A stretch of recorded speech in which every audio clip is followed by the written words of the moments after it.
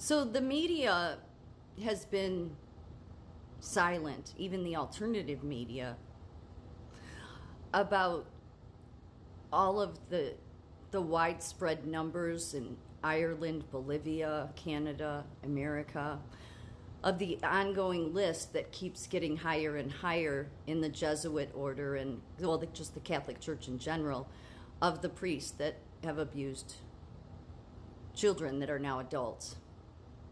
Yeah, nobody's been reporting that. And it's actually the Catholic Church and the Jesuits that are putting it out. So it appears like, oh, they're holding themselves accountable, but most of the priests are dead. So what I noticed after reading, because I read this PDF, this whole PDF out of Ireland, because Ireland's had, I'll show a couple of the headlines in a minute.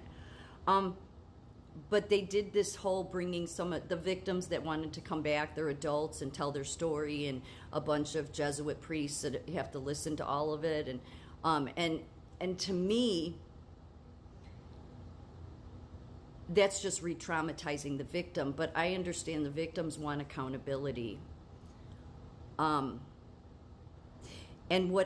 reading this PDF, I realized, well, what the conclusion was that, well, they ended up getting a consulting firm out of Italy that'll now be an accrediting body for them, for the prep schools, for the Jesuit schools, to make sure, that they fall in accreditation compliance,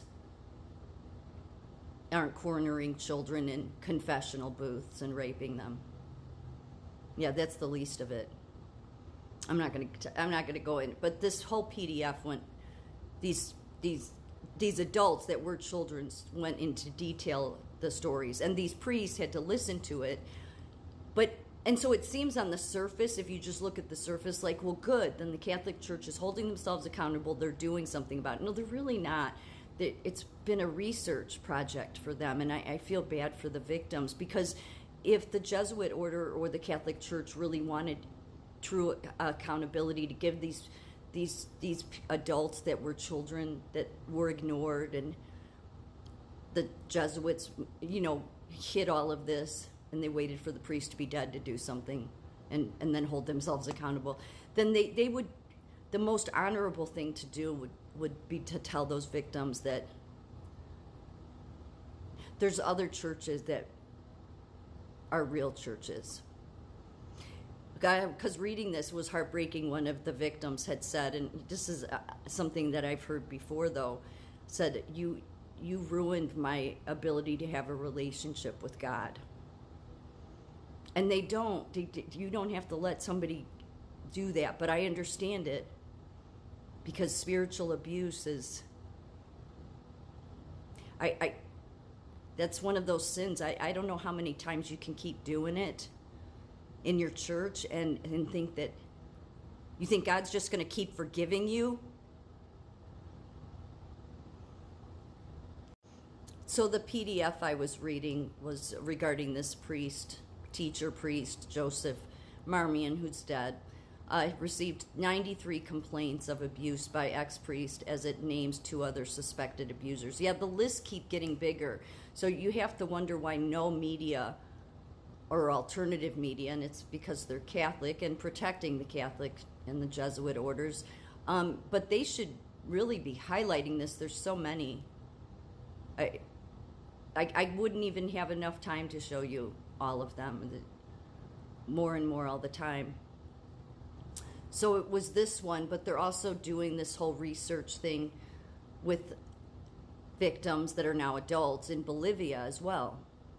This was just a few days ago. Abuse victims praise inquiry on Jesuits in Bolivia. And I want the victims to get accountability. I just wouldn't trust getting it from the very people that hid the abuse to begin with. Because the Jesuits are, as I said yesterday, they're all about networking. So because of the all these research projects they're doing now, trying to hold themselves accountable, it seems to me these victims are they're coming in willingly, telling their story, but it seems like it's re-victimizing. And one person had said in this PDF I was reading, this is going on too long. Like, how long do you need to do this? Well, it's the Jesuits. It's your, these are your science and your experts, and they like to do research. Do people remember, just a side note here, when Trump talked about the blue ribbon committees? I understood exactly what he meant. These are ridiculous committees that, like, there's some things you don't need to do a study on. So in 2023, because of their research and their study, well, the Jesuit Social Services put this out. World's largest child sex abuse study recommends significant investment in early intervention measures.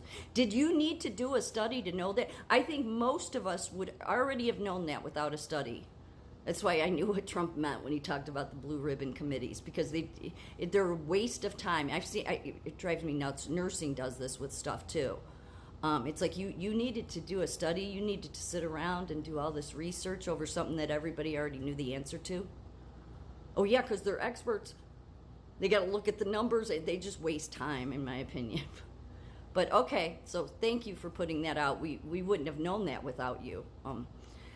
So what ended up happening was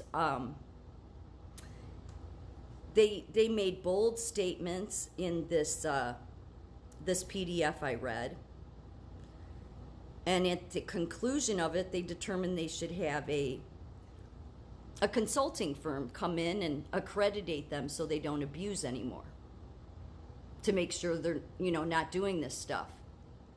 So it ends up being a win for them, because the priests are already dead. It's the priests left that have to sit and listen to the stories. And then they write in this PDF how many of the priests were experiencing abuse fatigue.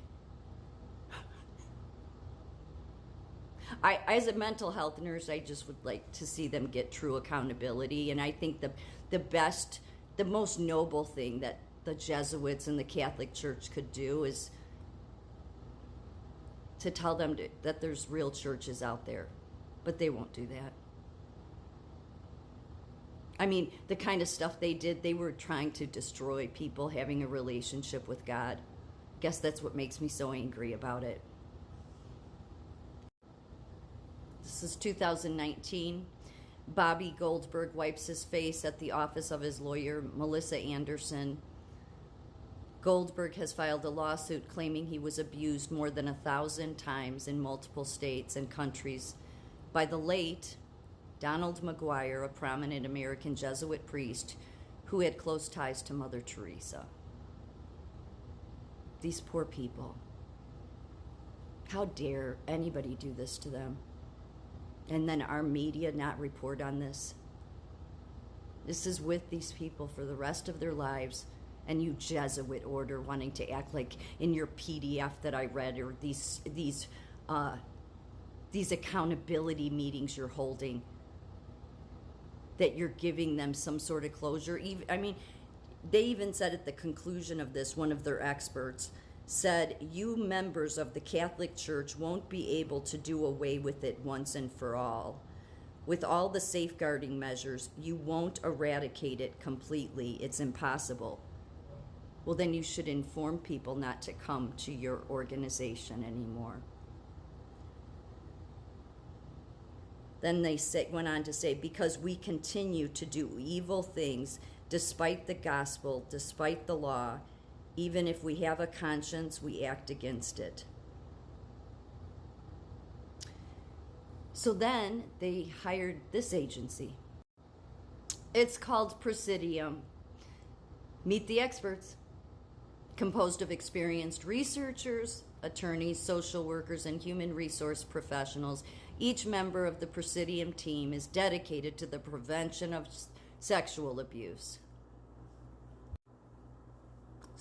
Look, marketing, advertising. And so now they'll come in, which really is just a Jesuit organization out of Italy that then will come in and make sure, do audits on these prep schools and universities to make sure, or wherever they're going to do this at, where there's been abuse. And then there'll be the new accountability czars, which are just tied to the Jesuits, in my opinion. They all make money off of it in the end.